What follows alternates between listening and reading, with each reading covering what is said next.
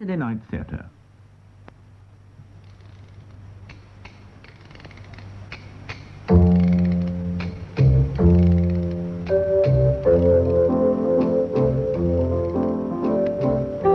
Maurice Denham, James Bolam, and Anna Cropper in The Last Chapter by Michael Gilbert.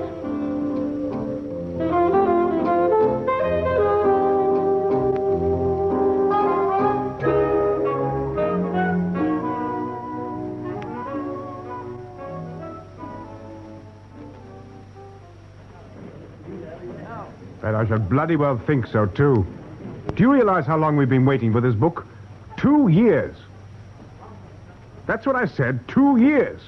If you don't believe me, look up your records. I know. He's a bloody awkward customer. He promises and he doesn't do it. Sit down, Loftus. Thank you. I'm most terribly sorry for you, really I am. That splashing noise you can hear is my tears falling all over the desk. Well, you're an agent. That's how you earn your 10%, isn't it? If you light that cigarette, you'll have to smoke it in the passage, I'm afraid. Oh, sorry. Yes, I'm listening. I've been listening for 6 months, but my paper can't print excuses. I want the bloody book. We've paid for it. And what happens if I call the whole thing off? Exactly. He can't pay back the advance because he's spent it. Do you know what a court of law would call that? They'd call it fraud. F-R-A-U-D. All right. 1 month. 30 days until the end of August, but not a day more. Not an hour more. Not a single bloody minute more. Did I sound angry? You did. I am. That was Bannister's agent. Ben Bannister? None other. We've bought the serial rights in his book of reminiscences. Oh, they should make good reading. Well, they might if he'd write them. Won't he? Months now they've been feeding us the same sort of crap. It's nearly finished. It's all but finished. It practically is finished. Just the last chapter to come, and then you can have it. If it's just the last bit, couldn't we publish what he has written? Well, in the ordinary way, we might. Batson, tell her she can jump off Beachy Head. But in Ben's case, no. Ben's an odd character. On the surface, he's tough as old boots. But like a lot of these rugged characters, he's a lot softer inside. He doesn't like hurting people. I've got a feeling he doesn't want to write that chapter. But why is the last chapter so important? Why? Because it's that sort of book. If he was writing a detective story, it'd be the chapter that answered all the questions. The chapter that told you who the villain was. Only this is real life, and maybe the villain's still alive, and Ben doesn't want to hurt his feelings. Then I suppose we've got to wait until all the villains are dead. Wait, nothing. We've paid money for this book, a hell of a lot of money. If we can't get a book, we're going to get a story. Why won't Ben write the last chapter? Who's he protecting? What's it all about? You get the idea? Yes, I think so. Go down and talk to him. Find out what's holding him. Of course, his agent may be telling the truth. They're all terrible liars. He may have written the book at all. Well, do you think he'll talk to me? If he won't, twist his arm. Well, judging from his reputation, I don't suppose he'll be a very easy man to intimidate. If he intimidates you, that'll be a story, too. Yes, I suppose it will. I'll go down first thing tomorrow. Go this evening. Remember what Nelson said? Lose not an hour. He hangs out in an old gamekeeper's cottage. The local squire lets him use it, I believe. They were in some hush-hush outfit together during the war. I've got his name somewhere here. Oh, yes. Naylor-Smith, J.P., D.C., M.C., Durnfield Manor, Durnfield, Wilts. If Ben won't talk, maybe Squire Naylor-Smith will. Has he got a wife? Who are you talking about, Ben or Naylor-Smith? I mean, Bannister. Well, the answer's no in either case. Naylor-Smith's a widower, and so's Ben. His wife died soon after the war. She was a French girl he met in resistance. Any children? Children? Batson? Listen, darling, the answer's no. It always has been, it is now, and it always will be. N-O, no. Children, yes. It comes to my mind he's got a daughter somewhere. She's a student. She was involved in one of their nonsenses. Come to think of it, if she's inherited Ben's temperament, the authorities had better watch out.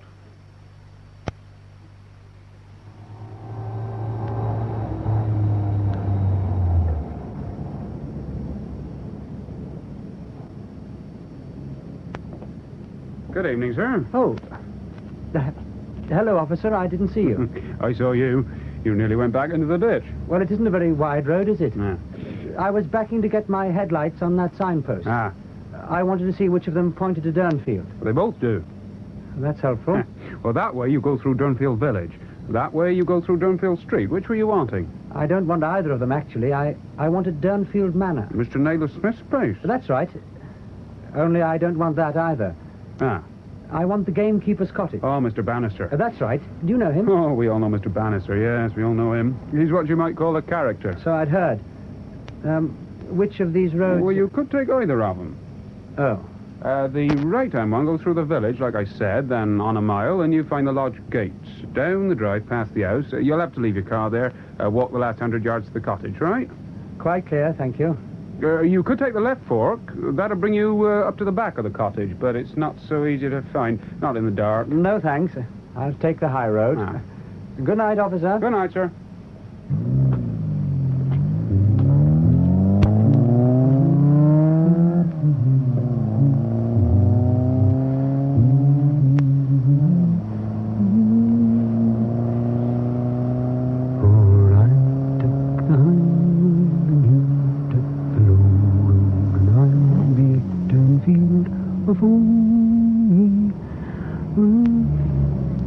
Ah, this must be it.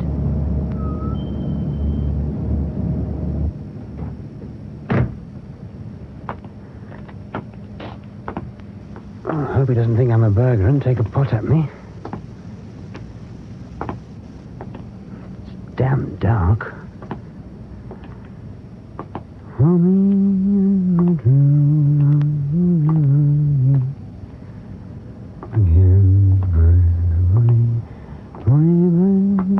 Oh, damn!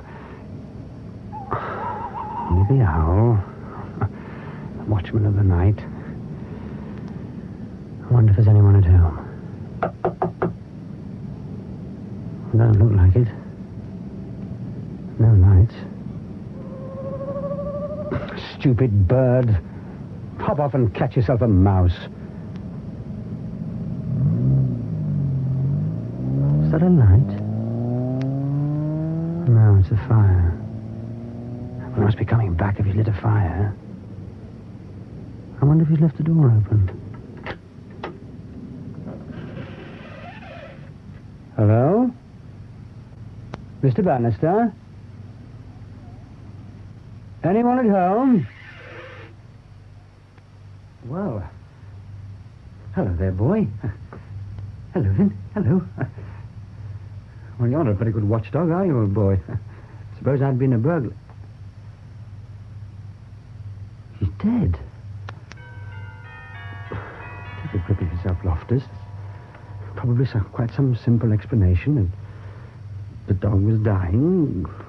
Old age had a fit. Bannister's gone to fetch help. And that was probably him I heard driving away just now.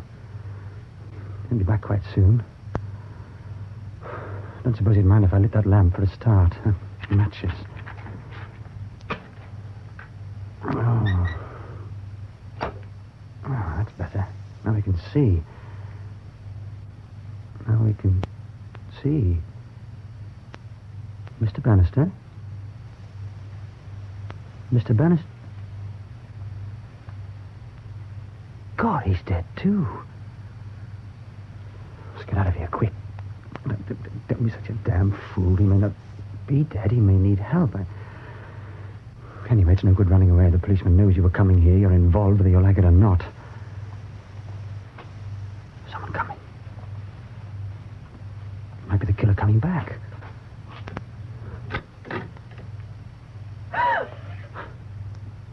Who are you? I might ask you the same. This is Daddy's cottage. Oh? Where is he? Are you Miss Bannister? Who are you? My name's Loftus, Gordon Loftus. I work for the Daily News. They sent me down here to ask about your father's book. Is that your car in the drive outside the manor house? That's right. I parked it there and walked down the path. Well, where's Daddy? What on earth's wrong with the dog? I'm afraid this is going to be a terrible shock for you. What? I don't think you ought to look. Get out of the way. What are we going to do? There's a telephone up at the house. Get hold of the police. What about... I'll stay here with him. Are you sure? I shall be all right. Go on. Go on, I tell you.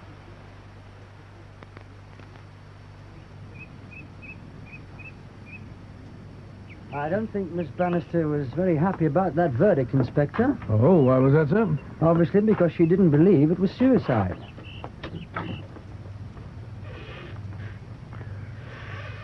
Oh, this is where you found him, isn't it? I saw the dog first on the floor, mouth open, showing all its teeth.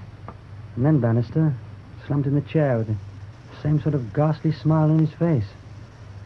I shan't forget it in a hurry. Well, that's the way cyanide works. Mercifully, it's quick. You're very certain it was suicide? That's what I think.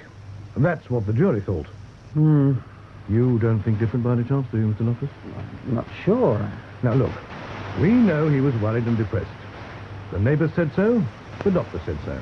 In bad health and worried about it. He'd been to see his doctor 3 times in the last month, right? Well, lots of men over 60 start worrying about their health. But they don't commit suicide. Well, some of them do. It's a bit thin, isn't it? If that were the only thing, I'd agree. But you heard the evidence. Cyanide. That's what killed him, and his dog, too. Now, cyanide's a thing which agents used to carry when they were parachuted into occupied France, I believe. I believe they did, yes. And if it was kept in an airtight capsule, it could keep for, well, 20, 30, 40 years. Well, that's what they said. And if he did it himself, that old dog makes sense. He was very attached to that dog. It's understandable he wouldn't want anyone else to have him. He'd take the dog along with him. That's a pagan idea, but... All right, yes, it is feasible. And if you're thinking someone else killed him, why should they kill the dog? Obviously, because if they hadn't, Corporal would have killed them. Oh, I'm sorry, Miss Bannister. I didn't see you there. What was that you said? I said that anyone who wanted to kill my father would have had to kill Corporal first. He was a guard dog, trained to protect my father. If he'd seen him lying on the floor, dead or dying in agony, we could have gone for the murderer. Even if he hadn't killed him, he'd never have allowed him out of the room. Well, madam, it's a theory. And because it doesn't fit in with your idea of suicide, I suppose that's all it is. Just a theory. I'm quite prepared to keep an open mind about it, Miss Bannister. No, not. That's the very last thing you're prepared to do. Once the police have adopted an official theory and have persuaded a coroner's jury to endorse it, that theory gets promoted. It becomes the truth. I can quite understand your being up. Oh, stop bothering me. Look, go away and shoot him, motorist. You've finished, haven't you? The case is closed. You've no more business here at all. That's quite all right. I'll wish you good morning.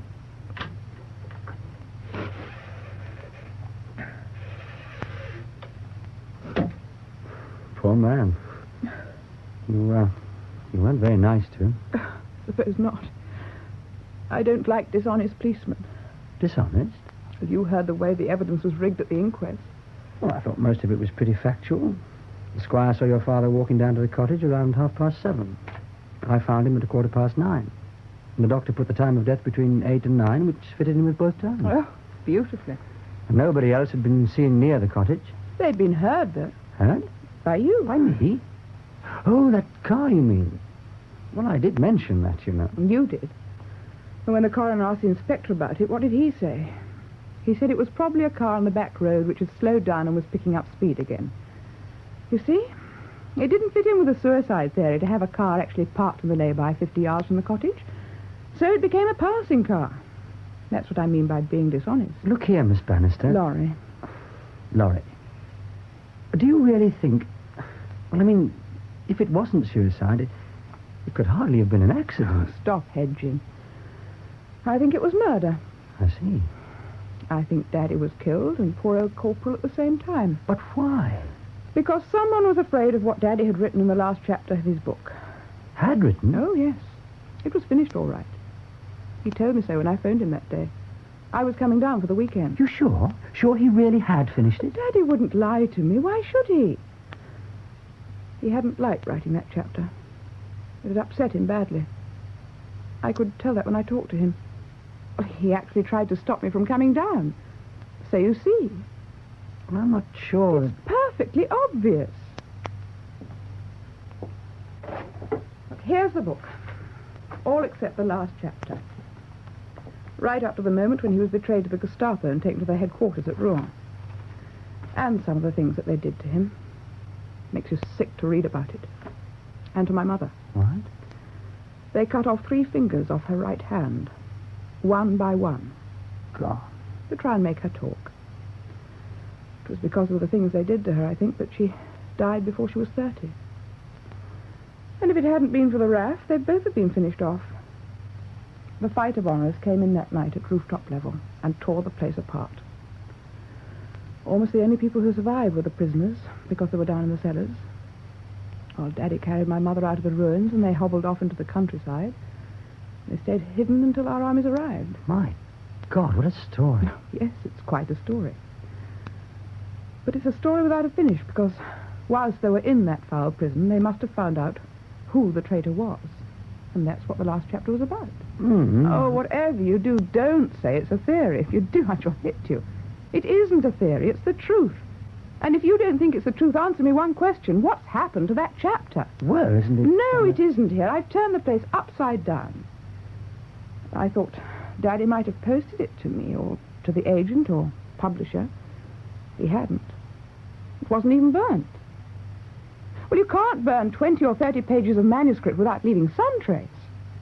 Do you know, I'm beginning to think that perhaps there might be something in it. It's so easy. Drive up by the back road, park the car out of sight, walk up here, knock on the door. But in the circumstances, wouldn't your father have been a bit embarrassed to see it? Possibly. Knowing Daddy, I'm quite certain he wouldn't have allowed any degree of embarrassment to stop him from offering a drink. He'd have offered the devil a drink if he'd turned up unexpectedly. Well, he'd have a capsule ready to slip into Daddy's drink, and a poisoned lump of meat for poor old Corporal. Drive off with the chapter in your pocket and your reputation safe. The reputation you've been carefully building up for a quarter of a century. A reputation which was going to be shown up as a rotten sham, based on lies and cowardice and the torture and death of men and women who trusted you. There are people who kill for that. What are you going to do? Find out who did it. If I can. And you're going to help me, aren't you? Am I? It's your assignment. You've taken it on. Well, the paper wouldn't like you to back out. I suppose they wouldn't, really. Well, just how do you propose to start? That's easy. The first thing we want to find out is who was involved in Daddy's wartime schemes and is still alive now. And we can start right here with Squire Naylor-Smith. He was in the same outfit. Right now, you mean? Well, why not? He's at home. I saw his car outside when I came past. By the way, I wonder where he was that evening. What do you mean? When you parked your car in the drive, did you see his car? No. And come to think of it, the house was dark, too. But when you went up to telephone, he was back then, wasn't he? Oh, what's so odd about that? He'd been out somewhere and got back, that's all. I don't know that I can tell you much more, Laurie. I told it all to the police. I saw your father when I was going out at this county agricultural nonsense in Durnfield. I told the police 7:45. It was only a guess. Might have been 5 minutes either side, you know. Did Daddy say anything to you when you saw him? Say anything? No, I don't think he said anything. Just waved. He was walking down to the cottage. Do you tell the police he'd been depressed lately? Oh, did I? Well, that's what you said at the inquest, Mr. Naylor-Smith. At the inquest, yes. Sort of terrible acoustics in that hall. Half the time I couldn't hear what that coroner chap was saying. But you did think he'd been depressed? Yes. Yes, he'd been down in the mouth. Did he say why? I think it was the war. He never really got over it, you know. I think writing that book was a mistake. Oh? Why? Oh, it brought it all back. But did he give any particular reason for being especially depressed lately? No, can't say he did. Matter of fact, we didn't see a great deal of each other at all. When I offered him the cottage, I remember him saying, "All right, Tony, as long as we don't live in each other's laps." And all the time he lived there, I don't suppose he came up to dinner twice. Did he talk to you about his book? Well, I knew he was writing it. Between you and me, I thought he was dragging his feet a bit. Oh? He didn't say anything about being in difficulties over the last chapter. You like something to wet your whistle, Laura? No, thank you. I was asking if he said anything about... What about your friend? Oh, well, I usually take a whiskey about now. Oh, thank you very much. Soda or water? Oh, by the way, I didn't quite catch your name when Laurie introduced us. Oh, water, please. Loftus, Gordon Loftus. Ah, you knew Ben? I knew of him. Everyone did. I never met him. Oh, anyway. Then you're a friend of Laurie's, I imagine. Mr. Loftus is a journalist. He works for the paper that was going to serialize Daddy's book. Oh, I see. I suppose you'll be able to cash in on this development. I can't say I approve of that sort of publicity. It seems wrong to me, but perhaps I'm old-fashioned. You've got this quite wrong. No one's cashing in on anything. At the moment, the book's incomplete. The last chapter's missing. Oh, sad. Never had time to finish it. Still, I shouldn't think it'll matter too much. The paper will find someone to... what's the word you chaps use when someone writes someone else's book for them? Ghost. Ghost. That's right, ghost. Ghosts. Well, a ghostwriter could only operate if he knew what he was meant to write. In this case, it wouldn't be possible. The facts are missing. How's that? Daddy knew the name of the person who'd given them all away to the Germans. That was what was going to the last bit. Are you sure of that? Yes. Did he ever tell you who it was? He never talked about the war at all. When Mummy was alive, it would have hurt. After she died, he seemed to want to forget it. All I knew I found out by reading his book. That's full of hints and riddles. And you think the answer would have been in the last chapter? Yes. If he'd written it? Oh, he wrote it all right. Well, then what happened to it? It was stolen by the man who killed him. Then I should think it's been destroyed by now, wouldn't you? Possibly. Or possibly not. Well, what do you want me to do? To help. How? Well, you were in the same, what do you call it, department, outfit, gang. Well, we called it the circus, actually. Well, you knew what was going on. You knew who could have given away things to the Germans. There wouldn't have been many people involved, I imagine. And a lot of them will be dead by now. Ghosts. What's that? That's what you're asking me to do, Laurie. Raise a lot of ghosts who've lain quiet in their graves for 25 years. Yes, I suppose I am. Well, as you probably know, I was in charge of a section. It had some official name or number, I really forget what. We called it the circus. We were the English terminal of a bigger French outfit called Équipe Max, which operated in the same maritime area. Not a very healthy part of the world in May 1944. Crawling with Gestapo, Vichy French militia, agents, double agents, plain traitors, a lot. Now, Équipe Max was about 30 Frenchmen and a woman. It had one single vital job. On D-Day, it had to disrupt the whole German communication center in the Rouen area. Blow up wireless masts, cut wires, wreck teleprinters. It had been preparing for it for months. The Germans had come to suspect it existed, but they hadn't been able to penetrate it. Our job was to supply the French team with anything they wanted and send 2 or 3 men over when the time came. And coordinate the military side of the operation. Do you get the picture? Yes, sir, it's quite clear. Who was involved at this end? No, just the 3 of us. 4, if you count Jessica. Jessica? The Second Lieutenant Jessica Rayburn, our wireless operator. Who were the other 3?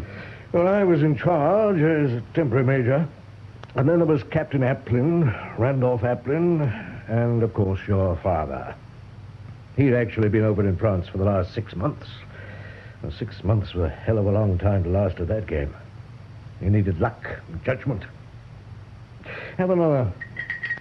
Oh, thank you, a small one. You sure you weren't, Laurie? No, thanks.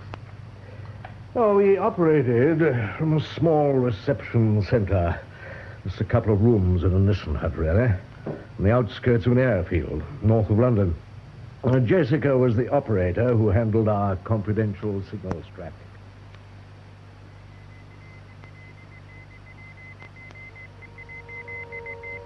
Oh, damn.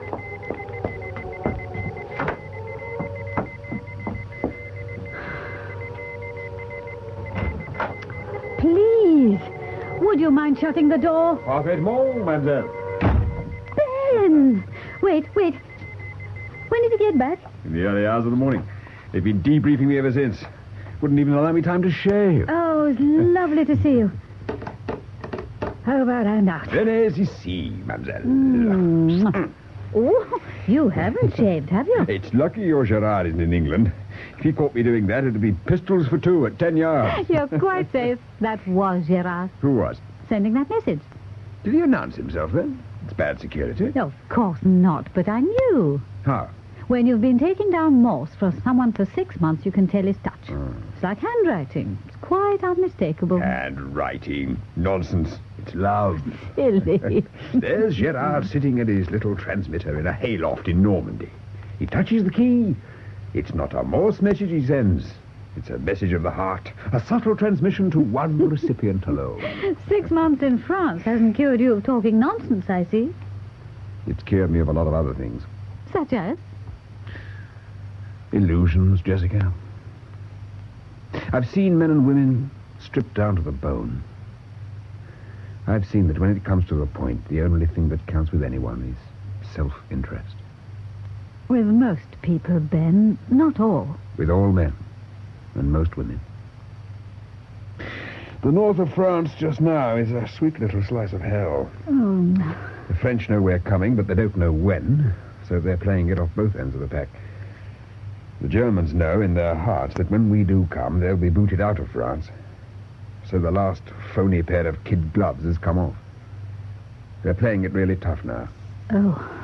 2 weeks ago, they strung up 12 workmen outside the power plant at Rennes because a dynamo broke down. They thought it was sabotage. It turned out to be a dud part from Germany, but it was too late to cut the 12 men down. Oh, poor Ben. You must be glad to be out of it. I'd be a lot happier if I could have brought my wife with me.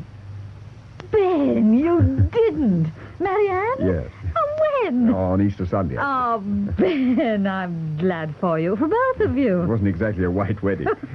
We were married by the curé in a small village outside Bayeux.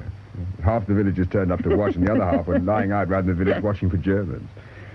We spent our honeymoon in a hut in the Marquis, specially built for us by the resistance. Oh, sweet. There was an alarm on the second night, and we had to run for it. Well, I'm glad it was the second night.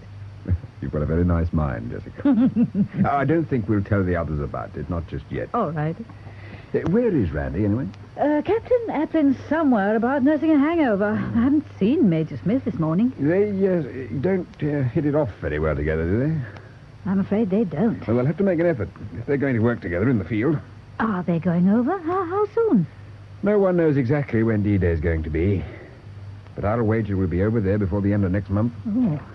Oh, hello, Randy. By God, it's Ben. Yeah. Well, that's one cheerful sight on a bloody awful morning. And whilst I think of it, congratulations. Oh, so you've heard. Of course I've heard. It was gazetted last week. Oh, that. The modest hero, on being informed that he'd been awarded a second bar to his military cross, remarked, "Oh, yes." How splendid. I missed it. The snag is it's making our commanding officer bloody jealous. Oh. He'd give anything in the world for a gong, and here's Ben got 3. It's not fair. How is Tony? Oh, his normal, bright, bloody little self. What else? Have you cured him of saying pardon yet? Oh, Lord, yes. We've progressed well beyond that stage. He's a quick learner, is our Tony. When he was on leave, he saw a film called Wings Over the Reich. Now everything's a wizard prang, shot down in flames. Next thing, he'll be telling Jessica she's got a trim little undercarriage. Oh, I think you're very unkind to Major Smith. You don't have to live with him, my poppet. I should hope not. I wasn't referring to Tony's sex life. Always supposing he has one. If he got into bed with a girl, do you think he'd have a handbook with him called Hints for the Upper-Class Lover? Talking about sex life, I hope you've been keeping an eye on Gerard, Ben. Oh. You know what these fiery Frenchmen are like. Gerard has been behaving himself like a perfect gentleman. Not a single glance for les belles jeunes filles. Not a glance. All his thoughts are for Jessica. See. They regularly tap out tender messages to each other. I never tried making love by Morse code. Must be quite an experience. Now you're both talking nonsense. Good morning, Major. How's the war going this morning? Were you aware that there is an air raid alert in progress? The song of the sirens did penetrate my drink-sodden old eardrums. Look, it 10 lays minutes ago. down quite clearly in station standing orders that when an alert is sounded, all personnel will carry steel helmets and respirators. If you don't do it, how can you expect the men to? I don't expect them to. It's a damn silly order, and if I saw anyone not obeying it, I'd look the other way. Hello, Ben. I heard you got back. Oh, how? Oh, well, I was powwowing with the DDA to the DDMI this morning, and he told me you'd arrived. Touched down. Come again? Touched down. In the Air Force, we don't say arrived, Major. We say touched down. No, I wasn't aware that we'd been seconded to the Air Force. Oh, let it go. You chaps spend all your time quarreling. There isn't much else to do at the moment. There soon will be. Ah? Oh? Didn't the DDA to the DDMI tell you? No, he didn't say anything. I gather that Mission Zero is to be placed on 24 hours' notice to leave for France. That'll be you, Tony, and Randy, plus a Sigma. I expect Sergeant Truman will be told off for that job. Look, is this just a latrinogram, or is it true, Jen? Top quality gen. Then I think he might have told me first. Between you and I... You and me. Oh, Huh? shut up, Randy. No, How do you know this is official? Because I've been told to put you both in the picture as quickly as possible. I see. No good wriggling, Tony. 0 hour is upon us. I don't find that remark funny. Actually, it wasn't meant to be. You two should make a wonderful team in the field. I don't imagine we shall see a great deal of each other. I shall be organising the base. It's clear to me from that remark, Tony, that you've no idea what's really going on. Huh? Well, when you talk about a base, it presupposes an orderly arrangement with the enemy in front of you and your own troops behind you. It's not like that with the Equipe Max. The enemy's all round you. He's also in the middle of you. What do you mean the Equipe Max has been penetrated? That's something we'd all like to know. The next door outfit, the Equipe Domodossola, was broken up last month. Was it indeed? Well, no one knows where the leak occurred. Some say it was a girl who was not in the Equipe but knew a member of it and knew the work he was doing. She was indiscreet. The Gestapo forced her to reveal his name. God. He was taken secretly after dark and tortured all that night. They had to break him down quick, you see, because all these teams are organized in the same way. One man only knows 3 other names. What happened to him? The man they caught? I know what they did to him, but it'd only upset you if I told you. He was dead by morning. But he'd spoken the 3 names that mattered. They, too, were taken. From that point, the disintegration of the ring was certain. It took a month. But does no one know all the names in a team? Well, no one who can be made to talk, only the top brass in London. But the... Go on, Tony. Say it.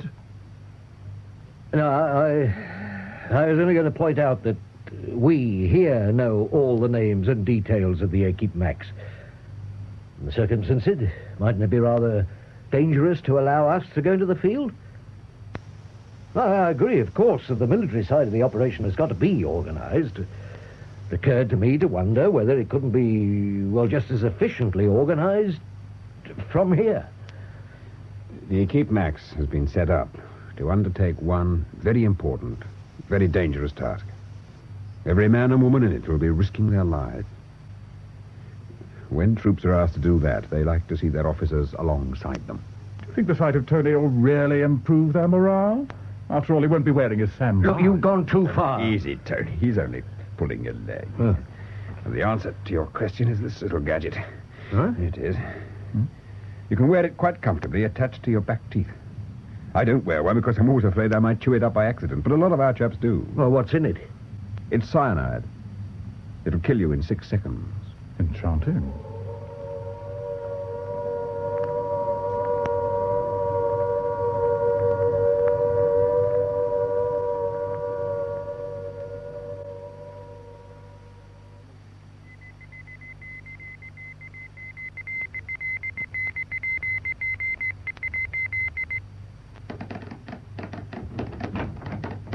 What is it, Jessica? Another routine message with love and kisses from Gerard? It was from Gerard, but it's not routine. I know that. Can't tell you what it is until I've decoded it. You never get tired. X repeat X. What can he mean by that? Oh, I see. What did you say? I've been watching you do this for 10 days. You seem to work a 20-hour day. You must get tired sometimes. I'm sure the people in the field get a lot tireder than I do. I can tell exactly what sort of day Gerard's been having from the way he transmits. I can tell whether he's fresh or tired or cheerful because things are going well or depressed or scared. Oh, that's permanent, believe me. You're scared all the time. Once, I even knew he'd been drinking too much. Don't tell me you could smell his breath over the air. There was a sort of flourish, a panache about his sending. You'd better watch out for it when you're married. Oh, What is it? you'd better read it. Not too good. Oh, you've both got faces like a wet Monday. Something wrong? Read this. I think the Major ought to see this message at once. Do you think Gerard may be exaggerating? Lost his nerve or something? Gerard's not given to panicking. If he says the Gestapo's sniffing around the Equipe Max, they're sniffing. It's May 25th. No moon. Something tells me you'll be off tonight. Then you must let me have the pleasure of telling Tony. You don't think he'll like it? Like it? He'll love it. He'll love it so much he'll wet his pants. When it comes to the point, he'll probably be as good as any of us. Care to bet on it? I'll give you long odds. I've been studying Tony's running form. He joined up in 1940. In 1942, his regiment was ordered to North Africa. A week before it went, Tony transfers to 5 Corps. in England. 1943, 5 Corps goes to Italy. Tony transfers to this outfit. 2 very neat pieces of evasive action. Do you realize he sat out 4 years of this war without hearing a shot fired in anger?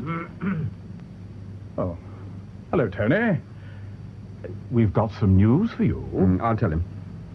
We've had this from the Keep Max. Some bad trouble is blowing up. Oh? It looks as if they're going to want your help.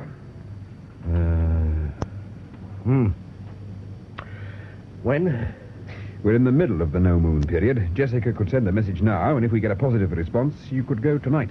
Can the RAF be ready in time? They've had a plane standing by for the last 3 days. Then I'd better warn Sergeant Truman.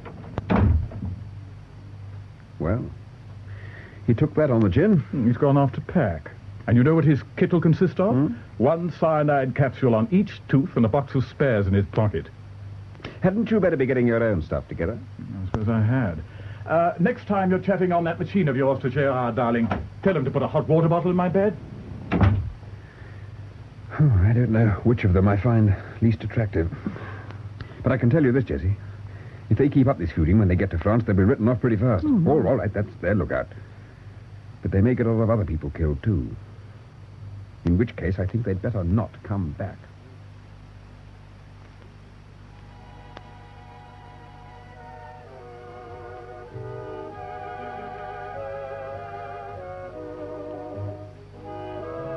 Oh, do turn that thing off. Oh. What time is it, Jessie? 5 to 1. They should be there by now, shouldn't they? If everything's gone according to plan, which it never does. Yes, they should be dropping now. What's it like? I've often wondered. It's a wonderful sensation when the parachute opens. A feeling of complete release.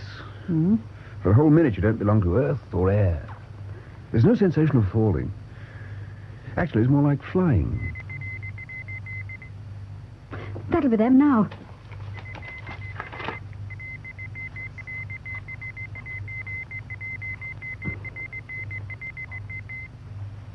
What is it? Party arrived. Reception safely completed. What's that?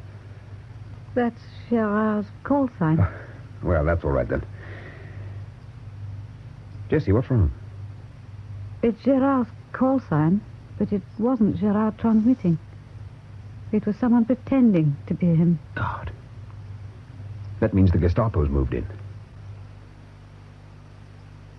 Of course, you understand I didn't hear about a lot of that until much later. Some of it only after the war. When I got the full picture of what was happening whilst the 3 of us were floating down into occupied France. Floating down into the outstretched hands of the Gestapo, I imagine, sir. Well, if it hadn't been for an extraordinary stroke of luck, that's exactly what we should have done. They'd located Gerard with their direction finders, caught him actually transmitting, extracted the details of our rendezvous from him. Poor devil. You call that luck? No. The luck came when our pilot made a nonsense of his map reading and put us down in the wrong place. It wasn't exactly a comfortable landing. We came down among a lot of brick stacks. Sergeant Truman, at the top of a chimney, he was killed. Applin broke an ankle. I landed a little further on. I was only winded. Managed to get to a farm. What happened to Applin? Well, when he could move, he made his way back towards Cherbourg. He was picked up soon after the D-Day landing. He didn't try to get in touch with you? He may have tried. All I can say is that he didn't succeed. So you were on your own? Yes. A day or 2 later, Max got through to me. That's when I heard about Gerard being captured. Well, Max wasn't too worried. Gerard didn't know any names. His job was simply to transmit. That meant that you were in a position to pick up the pieces and get on with the job? Yes, no doubt I should have been. But there was a further, and I must say, somewhat unfortunate development. It was your father, Laurie. He arrived in France. Came over against the wishes of our superiors, and I'm not at all sure it wasn't against orders. He was never a great one for taking orders. Look, in this case, if you'll excuse me saying so, day watches and so on, it might have been a good thing if he had. Look, you can say what you like. It won't hurt him now. Look, it's your feelings I was thinking about. Don't fuss yourself about my feelings. What we want are facts. No, of course. After all, most of the people concerned are dead, aren't they? Yes, they are. And what we say won't worry them. Oh, no, naturally. And you needn't worry about my feelings, so say what you like.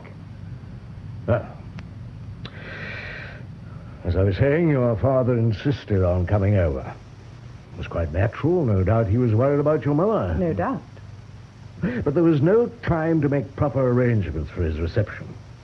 Ben landed blind.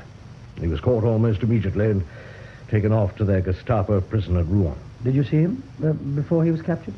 No, I was lying doggo at this farm.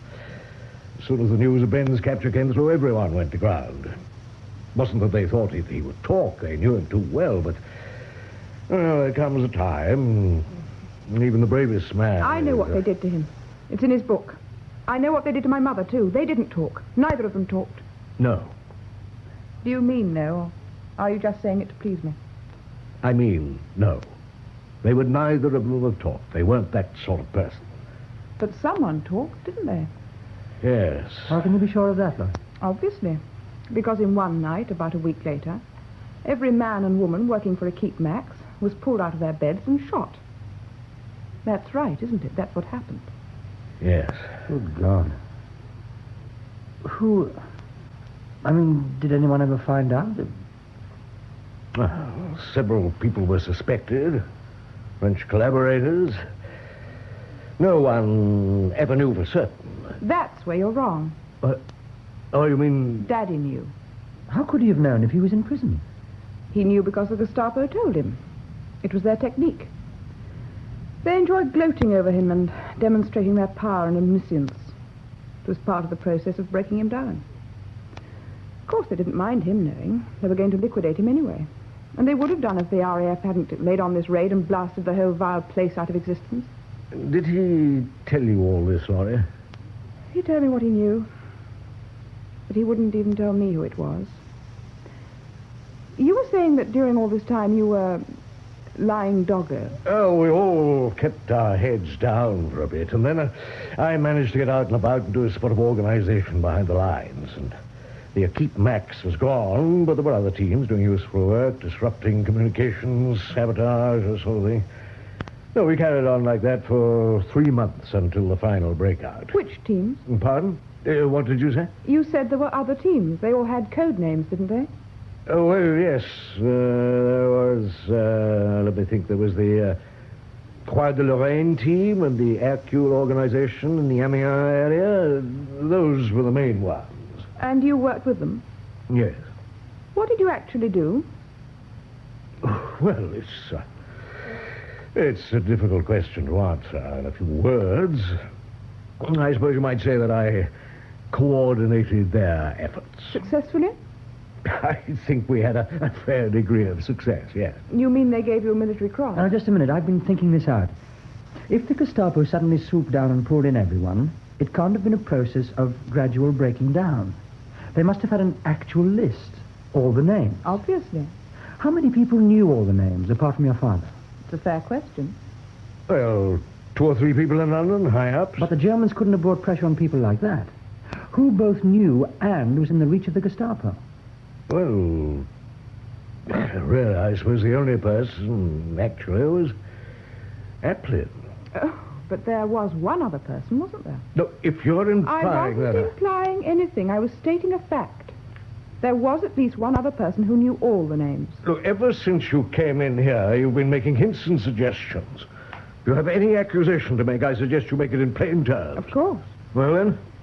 I was thinking of Second Lieutenant Jessica Rayburn. Jessica? But she wasn't in France at all. No, but Gerard was. The Gestapo were holding him, and she was in love with him. Yes, but how... No, I don't see it. You're not trying very hard, are you? The Germans had a private line of communication over the wireless directly to her and to no one else. All they had to say was, give us the names, and we'll treat Gerard gently, and you can have him back in one piece after the war. Good God. Of course, they broke their word. They always did. But she wasn't to know that. What actually happened to her? Jessica? After the war, I didn't see a lot of her. When she heard about Gerard's death, she seemed to freeze up. She became very detached, almost inhuman. It's difficult to describe it. As far as I'm concerned, you don't have to describe it. I knew the lady well.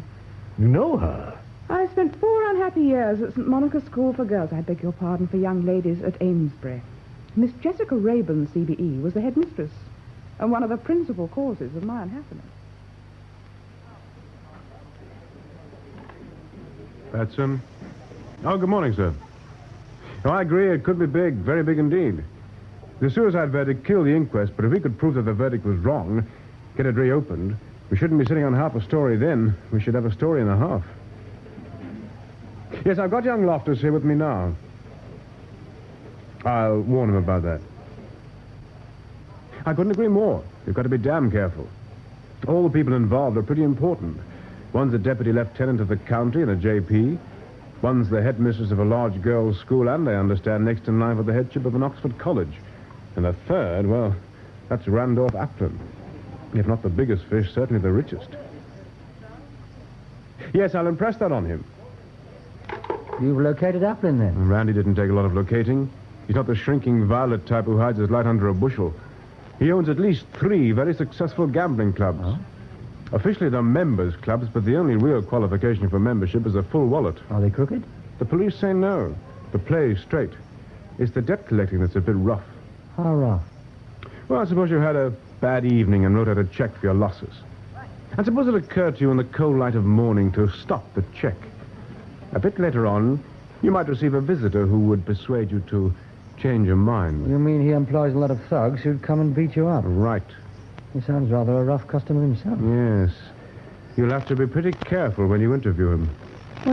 Well, we could hardly expect Miss Bannister to do it, could we? But surely the police... Unofficially, I gather the police are very interested in Randolph Applin, but officially they haven't got enough evidence yet to justify an inquiry. On the other hand, it would seem quite natural for you, with this story to follow up, to go and have a word with him, wouldn't it? I suppose so, yes. Right, well, the Riverboat Club is the one the Major uses as his headquarters. It's on the Thames above Staines.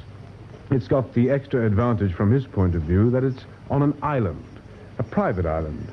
That means he can carry on his operations with a minimum of interference. With the minimum of interference. Charming. I suggest you go along this evening. Get in as an ordinary gambler. You can draw £20 out of the petty cash float. Right? All right. Yes, all right.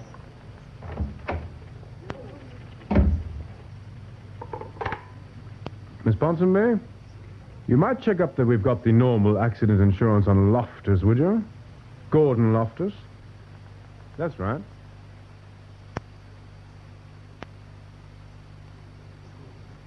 Rien va plus.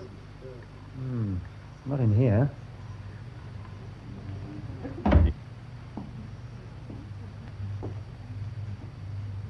Ah, private. Oh, let's try in here.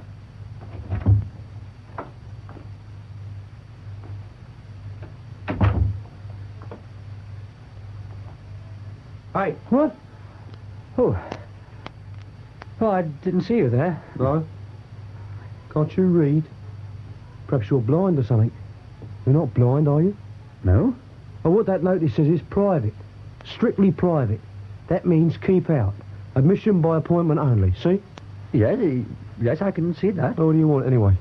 I had a complaint to make. Oh, a complaint, eh? It seemed to me to be odd that 0 should come up 3 times running, particularly with so much money on the board. Oh, you think the wheel's bent or something? I thought it needed looking into. Which table? Which table? That's right. Which table was it 0 come up 3 times? Oh, the one in the middle, the main one. Harry? Leslie here. I've got a geezer here complaining you've been having too much 0. Yeah. Oh, I just wondered. No bother, I can handle it. Oh, you've been telling fibs, mister. The big table hasn't had a 0 all evening. Oh, what's the game? I'll tell Major Applin when I see him. Yeah, but will you see him? That's the point, lad. Who are you? Nothing to do with you. Now, kindly step out of the way. You're not a policeman, are you? I'm... No. I thought not. You look stupid, but not quite that stupid. Hey, wait, I've got it. You're a private eye. Like on the films, with all them lovely girls. Hey, what I can't make out is this. If they've got all them lovely girls, why waste their time detecting? You ever think of that? Will you get out of the way? We had a private detective here last winter. He fell in the river. Laugh? Mind you, it wasn't too funny because it was Christmas Eve and the river was full of sodding great lumps of ice. Now, look here. The water's a bit warmer tonight. All the same, it's 100-yard swim, best part of. Wouldn't do that sharp suit of yours much good. So if I was you, lad... Get out of my way.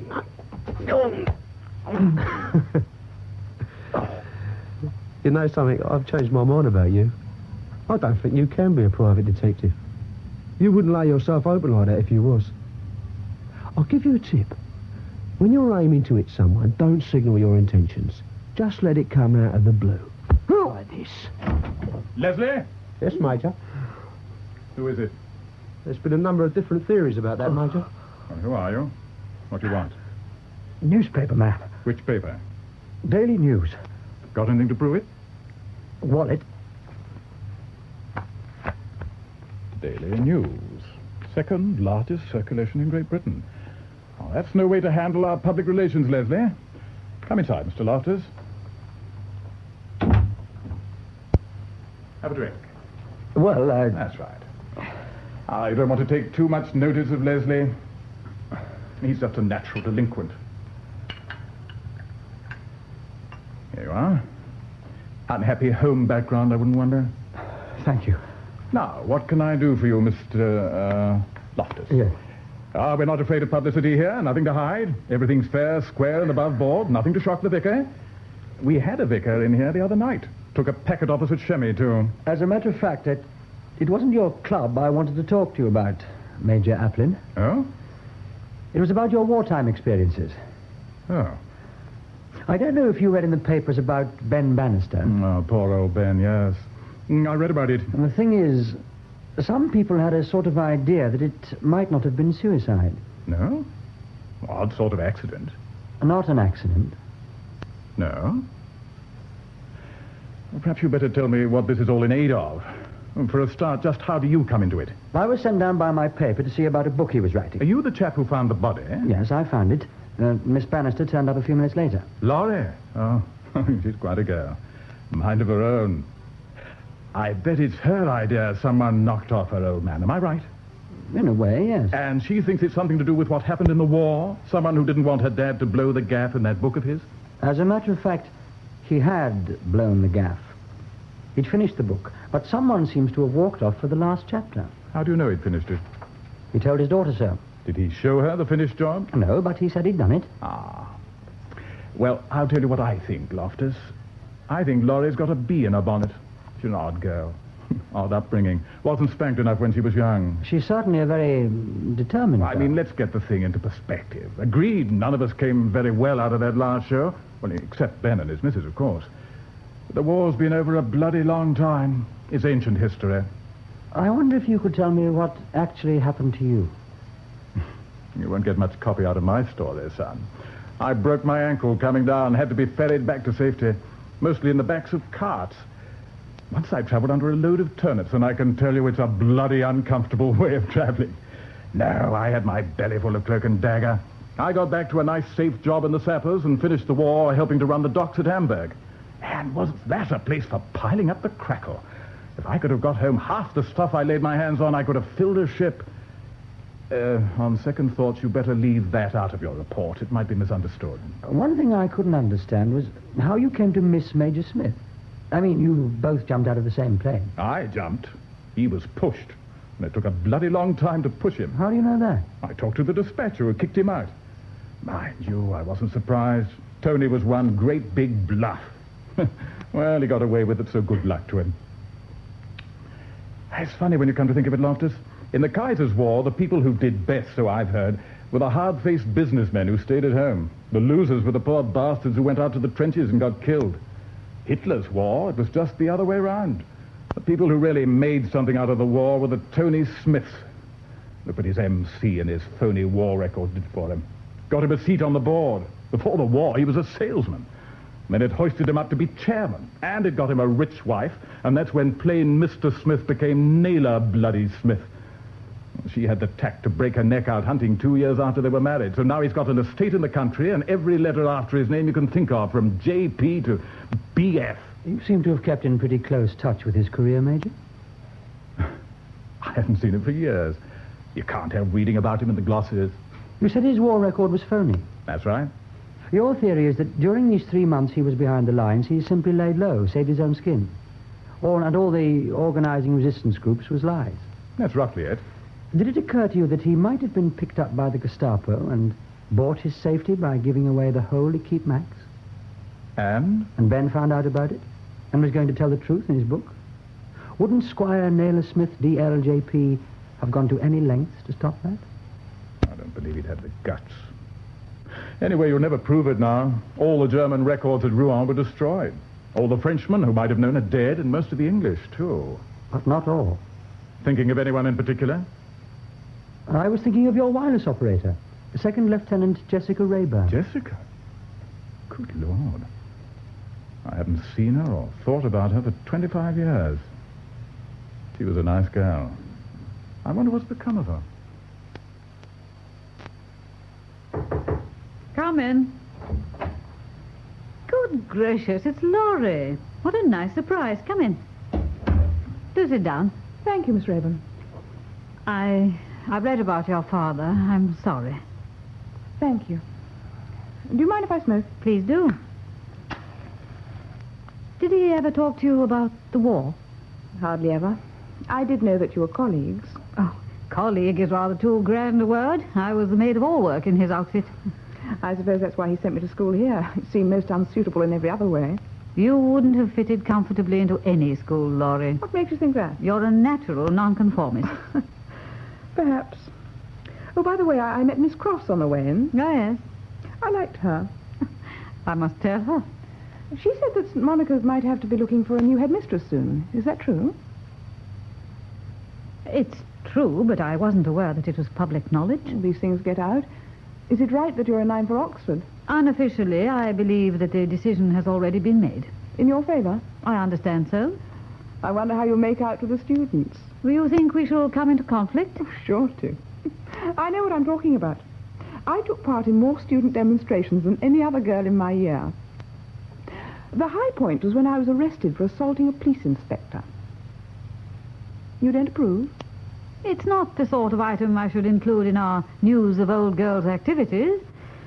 But I suppose that a certain amount of dissent is a healthy symptom. That sounds fine, but you wait till they start throwing tomatoes. One must learn to dodge. And fill the petrol tank of your car with treacle. Goodness, do they still do that nowadays? Well, it was nice of you to come and warn me. I must have a lock fitted to the petrol cap. Yes? There was something else I wanted to talk about. Yes? It was about Daddy's death. Oh? You read about the inquest? Yes. Oh, why will they always put that in about the balance of the mind being disturbed? It's upsetting. It's usually meaningless. It means even less in this case. Oh? Since he didn't commit suicide at all. Is that your idea, or is it official? Oh, unofficial. The police think it was suicide. They managed to force their ideas on the inquest. Really? I should have said it was the only possible verdict, but then the newspapers may not have had all the facts. They didn't mention the most important fact, that Daddy was writing a book about his wartime experiences. Oh? But that the last chapter, the one he'd just finished, was missing.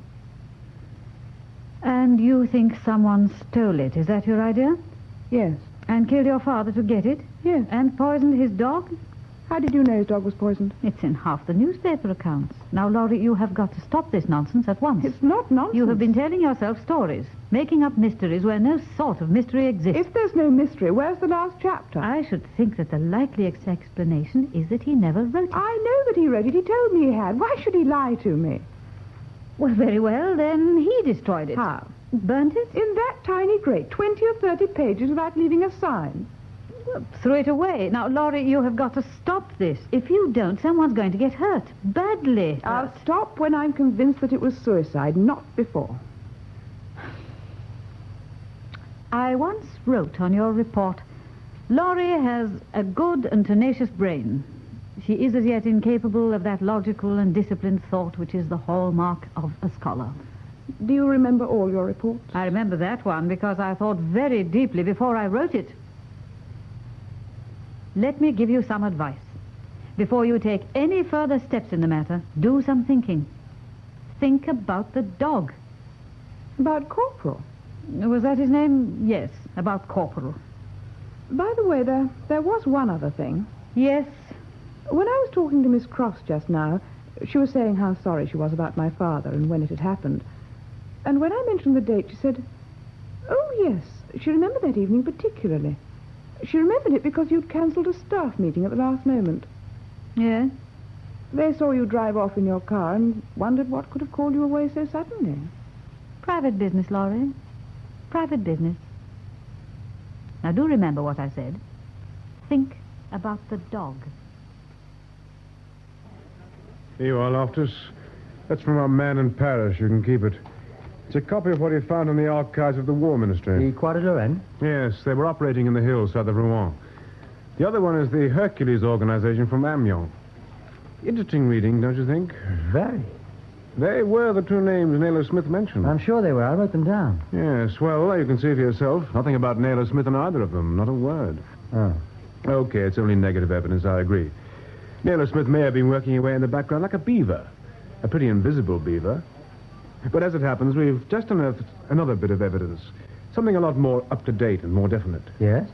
Simmons has been down at Durnfield ferreting about, talking to the locals. He's found two characters who actually saw Naylor-Smith's car come out of the drive around 7:30. They were in the hedge opposite, and I think they may have been setting snares. They're a bit coy by that bit. But that just confirms what he told us. He drove into Durnfield for a farmers' union meeting. Quite so. And to get to Durnfield, you turn left out of the gate, don't you? Yeah? Well, he didn't. He turned right. Now, quite definite about that. On the other hand, if you turn right, it takes you to the back way, which leads to the cottage. I suppose he might have had some other job he wanted to do before the meeting. There was no meeting. What? There was to have been, but he put it off. Oughtn't we to tell the police? All in good time, Loftus, all in good time. They could have found out for themselves if they'd done the job properly. At the moment, it's our information, exclusive. But I think we might ask Naylor-Smith to comment on it. Don't you? Would there be anything more, sir? Sir, anything more? No, sorry, Mrs. Buck. No, nothing more. Did I hear a car drive up just now? Oh, it's that young man, the one from the newspaper. Oh, yes, I remember. Well, where is he? He went off down the path. Oh. Expect he was going to the cottage to have a word with Miss Bannister. Well, no, if there isn't anything else, sir, I was thinking of slipping down to the village to see my daughter. She hasn't been too well lately. Yeah, that's quite all right, Mrs. Buck. Oh, off you go. Oh, thank you, sir.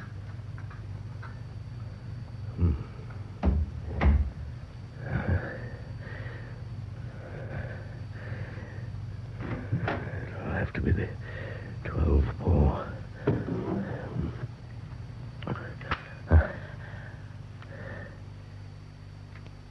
So he was lying. Not just lying about there being a meeting, he cancelled it himself. When? At the last moment, he telephoned the other committee members. Did he give any reason? He said he was feeling under the weather. The doctor had advised him to stay indoors. And that was a lie, too? I think so.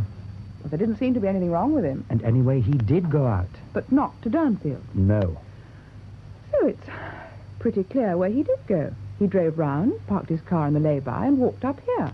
You told me that although your father and he were neighbours, they didn't visit much. No. So, to put it mildly, your father would have been a bit surprised to see Naylor-Smith walk in unannounced at that time of night. Now, what would he do? Knowing Daddy, offer him a drink. Exactly. And when your father's out of the room, fetching water for the whiskey or whatever, nothing easier than to break a capsule of cyanide into the glass and put a piece of poisoned meat into poor old Corporal's dish. Yes, but why take the car? He could just have easily have walked down. I fancy we shall find that he was setting up some sort of an alibi. He couldn't fake the NFU committee meeting. It involved too many people. That's why he had to put it off. Then who's the alibi? We don't know, yet, because he hasn't had to use it. But I don't mind betting that if suspicion swings in his direction, he'll trot it out fast enough. I had to put the meeting off, you're saying. Because I was meeting someone or other someplace miles away on the other side of Durnfield. 8 o'clock. You sound pretty sure about this. I am sure, quite sure. Well, theoretically sure. Meaning? Meaning, Laurie, that I believe it with my head, but not with my heart. He's the obvious person. He had the means and the motive and the opportunity, and what's more, he's been telling lies. Well? I just don't think he's the type. You mean he hasn't got the guts? He hasn't the shape of a killer. To save his precious phony reputation, he'd kill for that. If you're right. I know I'm right. What are we going to do about it? Tell the police what we think? Would they act on it? I'm damn certain they wouldn't. Squire Naylor-Smith, a pillar of the county. If he wrote out a confession and swore it in front of a notary public, they wouldn't believe it. So we do nothing. Couldn't you get your paper to publish what we found out? Well, not make any definite accusations, but sort of let the facts speak for themselves. Never do it. Too scared of libel. Then suppose we tell him. Well, what good would that do? Provoke some sort of reaction, don't you think?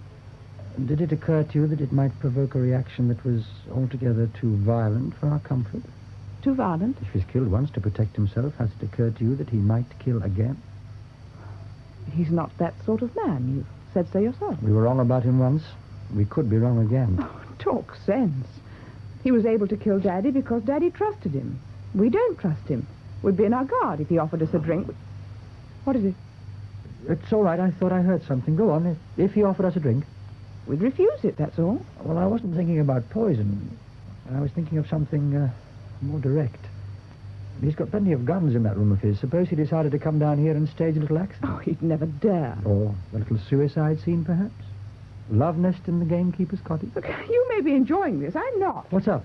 I'm getting out of here. Where are you going? Oh, back to London, somewhere where there are plenty of people. I shouldn't. Shouldn't what? Go outside.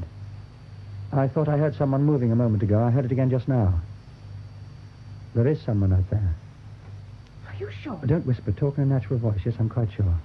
What I heard was a foot hitting that scraper thing. I nearly fell over it myself the first time I came here. Someone standing quite quietly outside that door. He's listening to us. I shouldn't think he can hear what we're saying, and as long as we go on talking naturally, there's a chance he won't come in. There's only one thing for it. We've got to rush him.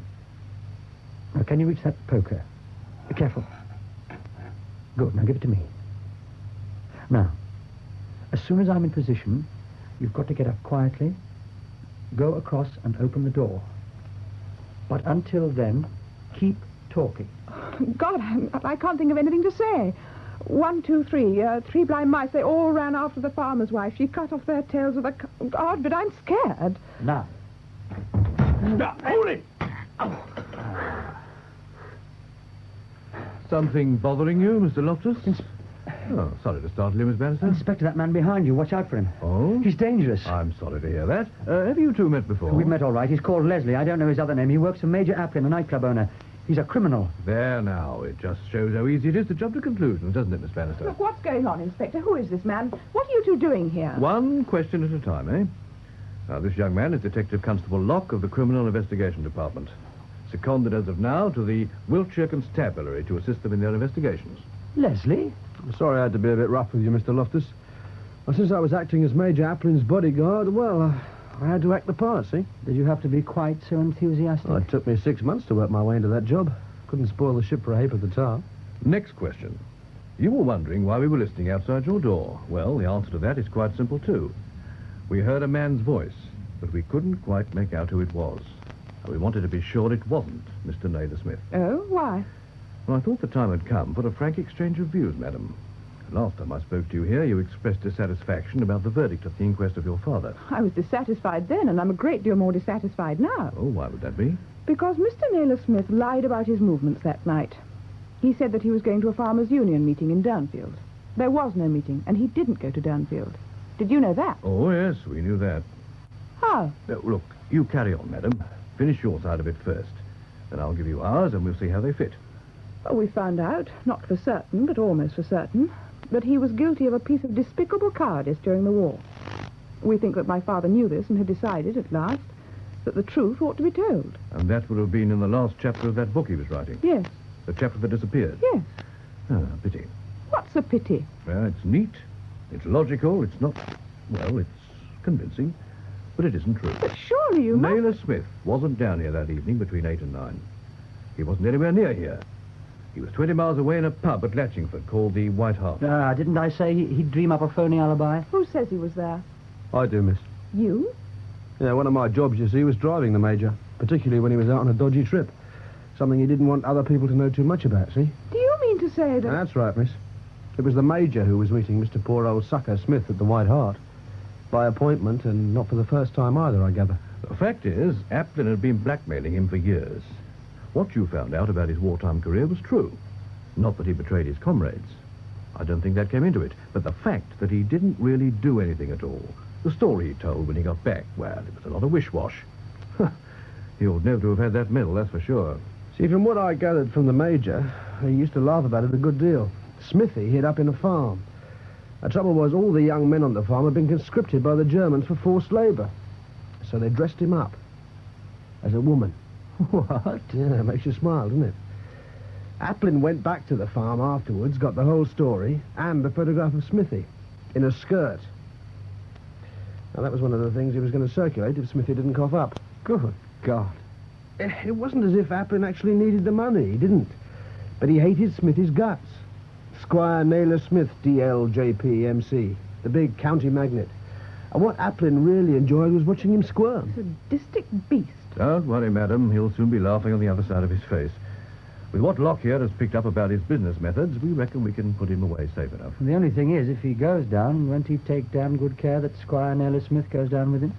After all, he'd have nothing to lose. I'm afraid that's a risk we'll have to take. Yeah. That sounded like a shot. Come on.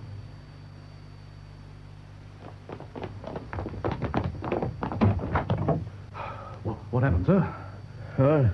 We heard a shot. I'm sorry, terribly sorry. Well, what happened? Cleaning the gun, must have been loaded. Went off. I see. There's no harm done, Inspector. Damaged that wall a bit. That was lucky for you, sir, wasn't it? No, Laurie, Loftus, a silly thing to do. Gun went off. You'll excuse my saying so, but I should have thought you'd have had enough experience with guns not to do a thing like that. Yes, can't account for it. Perhaps your mind was on other things. Yes. Like Major Applin. The Major who? I'm sorry, I didn't quite get the name. Applin. You spent quite a bit of time together in 1944. Oh, Applin. Randy Applin, yes. Would you care for a drink, Inspector? Not just now, sir. Loftus? No? Yeah, I'm afraid I don't know your name. This is Detective Constable Locke. Oh. And he won't have a drink either. Oh, perhaps you'll excuse me if I do. I'm still feeling a bit shaken. Applin, yes. Yes, of course, I remember Applin. Quite a character, Randy Applin. I thought you might remember him, sir, particularly as you met him so recently. Met him? 10 days ago, at the White Hart at Latchingford. I don't know if you happened to catch sight of the man who was driving his car on that occasion. Or was it... That's right, sir. Of course, I had a cap on then. Makes a difference, a cap. Why are you telling me this? Because, sir, I think you can help us, and we can help you. Help me? If you'll let us. How? It's come to our knowledge that Applin was extorting money from you. Considerable sums. Has been for some time. Well, he's going down. Not for that alone. Other things, too. But this is one thing that will come out, that's for certain. I see. And it seems to me that the best thing for you to do, in a manner of speaking, is to take the bull by the horns. I'm not sure that I follow you. If you are willing to give evidence against Applin on the charge of extortion, it seems to me that you'd come out of it very well, sir. The court would protect you. No names, no photographs. In fact, no identification at all. Mr. X, you know the form. You're being very frank, Inspector. Then you'll help us? Must I give you my answer now? We'd like to move in on Applin tomorrow. Then I'll give you my answer tomorrow. Fair enough. We shall be at the police station. I'm going back there now. No, don't go, Laurie, or you, Loftus. There's something I want to say to you. Hang on whilst I show these gentlemen out. The gun, Laurie. Pass it over here, quick. Both barrels are loaded, only one fired. I think we'll have the other cartridge out safer like that. He couldn't be going... Maybe not. All the same, better take no chances. Won't you sit down? Are you sure you won't have a drink? Oh, not as sure as I was, sir. Ah. All right. I asked you to stay behind because there was something I had to say to you. I judge from what the inspector said that you know why Applin was blackmailing me. He was blackmailing you because he hated you. Did he? Yes, I suppose he did. I certainly hated him because he knew the truth about me. And that is very simple. I'm a coward. Always have been. Expect I always will be. In the ordinary way, you know. It's a thing a man conceals easily enough. Not from himself, perhaps, but from other people. If you don't hunt and you go to a good dentist and keep clear of barroom brawls, you can build up a very convincing model of a man. It's only a dummy, but with a bit of luck, the truth need never come out. But you can't do it in wartime. Not entirely. You could dodge and duck, but it catches up with you in the end. Caught up with me in France.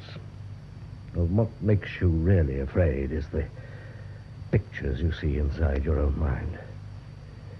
I could see that Gestapo whip, shining with blood, cutting into a naked back, and then pulling away with little bits of flesh and skin sticking to it. Don't. You know, that's why when it came to the point, I couldn't even shoot myself.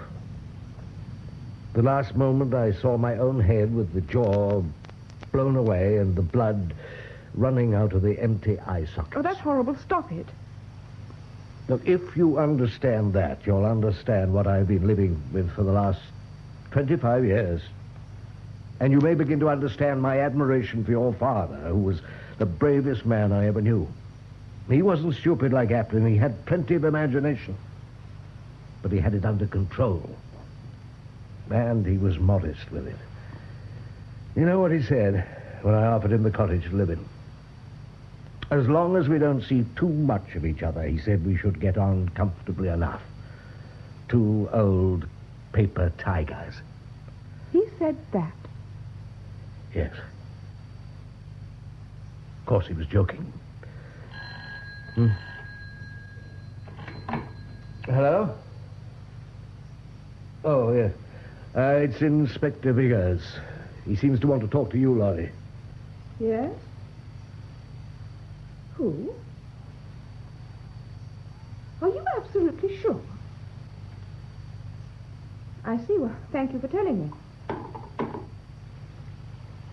Well, what did you want? I think he wanted to apologize for disbelieving you. Me? Remember you said you heard a car starting up and moving away from behind the cottage that night? Well? They found someone who saw it, and they've got the number. KKJ 116E. So they'll be able to trace the owner. I know who the owner is. That's Miss Raven's car. Oh, Jessica? What on earth would she be doing there? I did wonder why she'd cut that staff meeting.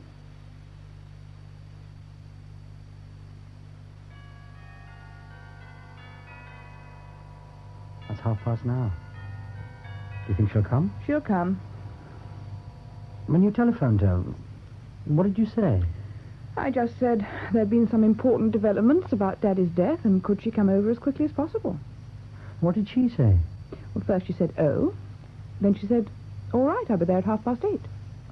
Still can't believe it. Why not? What a woman. I don't find that difficult. When it comes to the point, women are a lot more ruthless than men. And she's got the most to lose. More than Squire Naylor-Smith? Oh, for him it was a loss of face. For her, it meant losing the one job she'd set her mind on. Would she have lost it? You know what college authorities are like. One breath of scandal, even old scandal, and they pull down the shutters. How do you suppose she found out about the book being finished? No difficulty. Daddy would have told her. He wouldn't spring it on her. He was much too fair. Had she been here before? Yes, when I was at school. I thought she came over to discuss my bad character. It was probably to talk about old times. So she'd know where to put the car. And the back way in. Yes, and Corporal knew her and trusted her. In fact, they both did. That's her. You still don't believe it, do you? It's such a cold-blooded thing. She's a cold-blooded person. What do you think she'll do when she knows we know? I have no idea.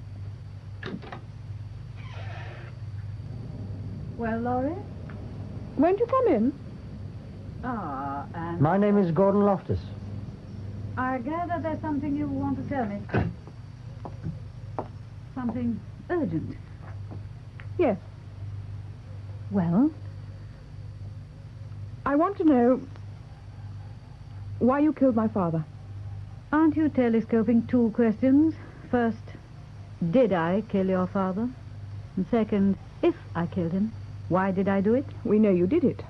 You put off your meeting that night and you drove over and left your car exactly where you've left it just now. Then you came up here and... Go on. You killed them, both of them. You poisoned Corporal to prevent him attacking you, and you poisoned Daddy. You mind if I sit down? Now, which of them am I supposed to have poisoned first? Your father or the dog? Cyanide acts instantaneously. If the dog was lying dead, do you imagine your father would have quietly accepted a drink? In that case... If, on the other hand, your father had died first, the dog wouldn't have eaten his food. He'd have attacked me, you said so yourself. Or do you perhaps suggest that I stage-managed the affair with such exquisite precision that the dog consumed a slice of poisoned meat and your father drank a poisoned drink at precisely the same moment? It won't work, Laurie. Think again. It's no good, whatever you say. I know you did it. I see. Credo quia impossibile. Then perhaps we can move on to the second part of your proposition. Why should I kill your father, who was, incidentally, one of my oldest friends? You killed him because he told you what he put in the last chapter of his book. Which was? The name of the person who betrayed Max and his helpers to the Gestapo. And that was supposed to be me, was it? Yes. Although I never left England. Oh, we know all about that. You sent the names over the air to the Gestapo man who'd taken Gerard's place. You did it because you thought you could save Gerard's life. I wonder. Yes, really, I do wonder. What? If it had been put to me, just like that, I wonder whether I would have done it. In the light of after knowledge, of course, the answer is no, you never could trust the Gestapo. But at the time, I was very fond of Gerard. Yes, I might have been tempted. But since it wasn't put to me, the question doesn't arise. I think you'd better know what happened that night. I think I had. But I think I should tell you alone. No, I'm afraid I can't agree to that. What I have to tell Laurie is for her alone. Well, what are you afraid of? Do you think I shall try to poison her, too? I think she might feel more comfortable if I stayed. I can assure you that she won't. I shall be all right, Gordon. Well, you can stay quite close, Mr. Loftus. In the kitchen. If you hear her scream, you can come rushing in. I'm sure you'd enjoy that. Laurie, are you sure? I'll be all right. Really.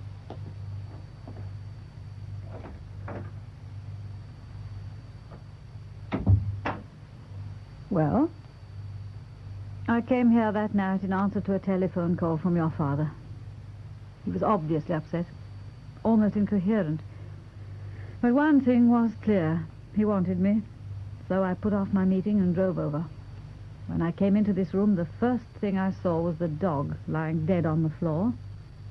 The next thing I saw was your father, in that chair you're sitting in. He was dead, too. It's a lie. You're making it up. I'm afraid it is the truth, and I know who killed him. There's not the least mystery about it. There never has been. Go on. Are you sure you want to know? Of course I do. You don't think, perhaps, that after 25 years one should let the dead bury their dead? I'm going to know, and I'm going to see that everyone else knows. Youth, so clear-sighted. Black or white, right or wrong. Let justice be done, though the sky fall. Never mind how uncomfortable it may be for the people it falls on. It's no use. You can't talk your way out of this. Yes, I see. Actions, not words. What's that? The last chapter of your father's book. So it was you who stole it? Stole, Laurie. Since it was lying on the table in this envelope addressed to me in your father's own handwriting, I hardly think we can call it stealing. You'll find what you're looking for on page 8. I've marked the place.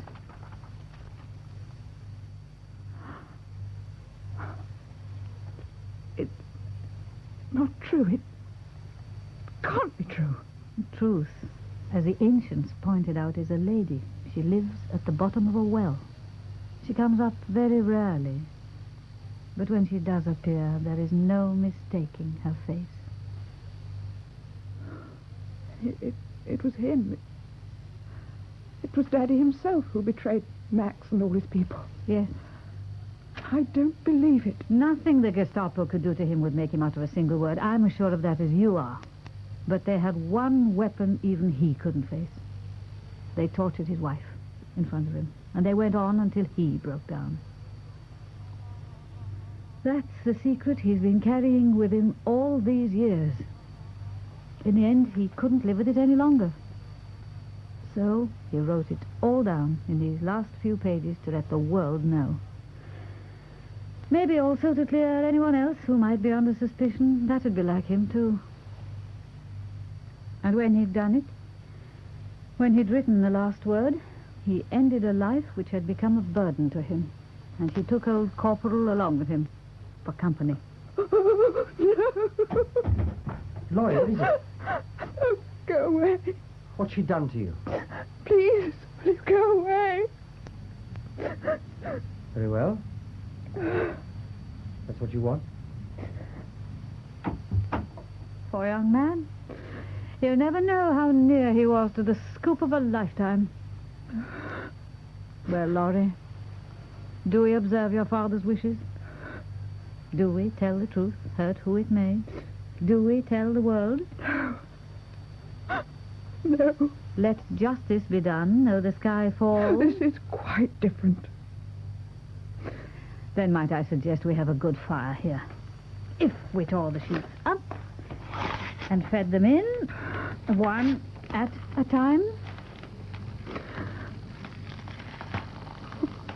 Poor old Daddy.